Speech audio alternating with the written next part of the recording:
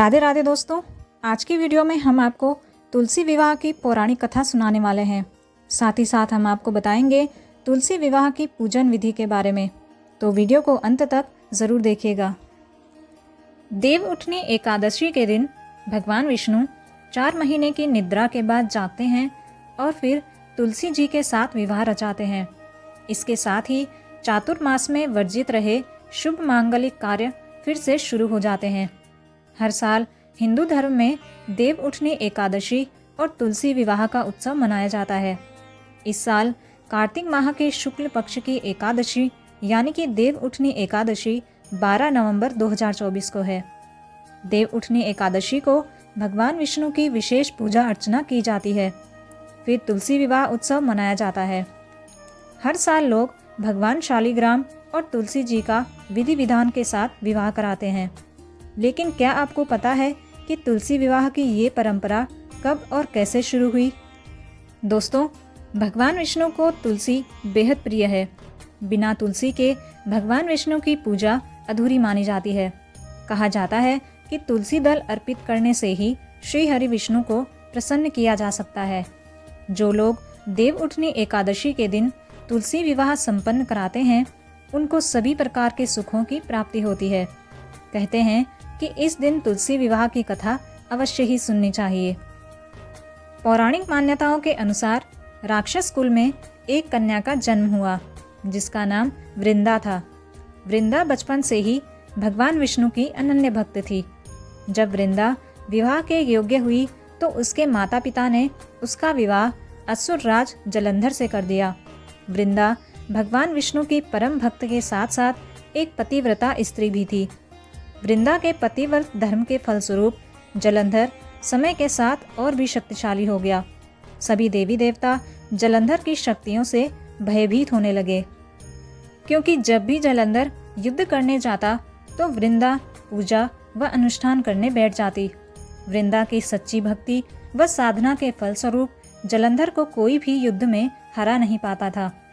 एक बार जलंधर ने देवताओं पर आक्रमण कर दिया। इस युद्ध में भी वृंदा की भक्ति व पतिव्रत धर्म के कारण देवता जलंधर को परास्त करने में असफल रहे। हताश होकर सभी देवता भगवान विष्णु की शरण में गए। तब भगवान विष्णु ने जलंधर का रूप लिया और वृंदा का पतिव्रत धर्म नष्ट कर दिया।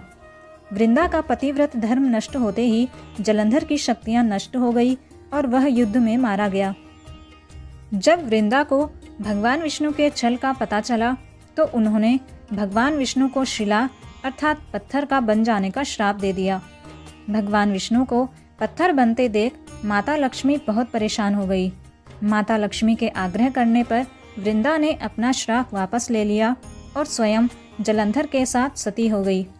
बाद में वृंदा के भस्म से एक पौधा उत्पन्न हुआ जिसे भगवान विष्णु ने तुलसी का नाम दिया और स्वयं के एक रूप को पत्थर में समाहित करते हुए कहा कि आज से तुलसी के बिना मैं कोई भी प्रसाद स्वीकार नहीं करूंगा और इस पत्थर को शालिग्राम के रूप में तुलसी के साथ ही पूजा जाएगा।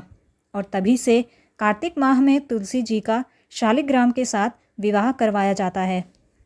आइए जानते हैं तुलसी विवाह की पूजन विधि के बारे में। तुलसी विवाह के दिन तुलसी के पौधे की शालिग्राम के साथ सनातन धर्म के अनुसार विवाह करवाया जाता है। शालिग्राम को भगवान विष्णु का स्वरूप माना जाता है। इस दिन तुलसी को लाल चुनरी ओढ़ाकर श्रृंगार की सभी वस्तुएं अर्पित की जाती हैं। हिंदू धर्म के अनुसार तुलसी पूजा करने से भगवान विष्णु व माता लक्ष्मी की विशेष कृपा प्राप्त होती है। इसीलिए तुलसी विवाह को अधिक महत्व दिया जाता है। तुलसी विवाह के दिन सूर्योदय से पहले उठकर स्नान आदि करके स्वच्छ वस्त्र धारण करें और व्रत का संकल्प लें। तुलसी को लाल चुनरी ओढ़ाएं। इसके बाद तुलसी के पौधे पर श्रृंगार की वस्तुएं चढ़ाएं। पत्थर रूपी शालिग्राम को तुलसी के साथ स्थापित करें। शालिग्राम को स्थापित करने के बाद तुलसी के साथ शालिग्राम का विधिवत रूप से विवाह करवाएं। इसके बाद तुलसी के पौधे की शालिग्राम के साथ 7 परिक्रमा कराएं और फिर अंत में तुलसी जी की आरती गाएं। इस प्रकार ये तुलसी पूजा उन लोगों के लिए विशेष फलदायी होती है जिनके घर में कोई कन्या नहीं होती है। आशा करते हैं कि आपको ये वीडियो ज़रूर पसंद आई होगी। वीडियो अगर अच्छी लगे तो वीडियो को लाइक कीजिए और ज़्यादा से ज़्यादा शेयर कीजिए। धन्यवाद।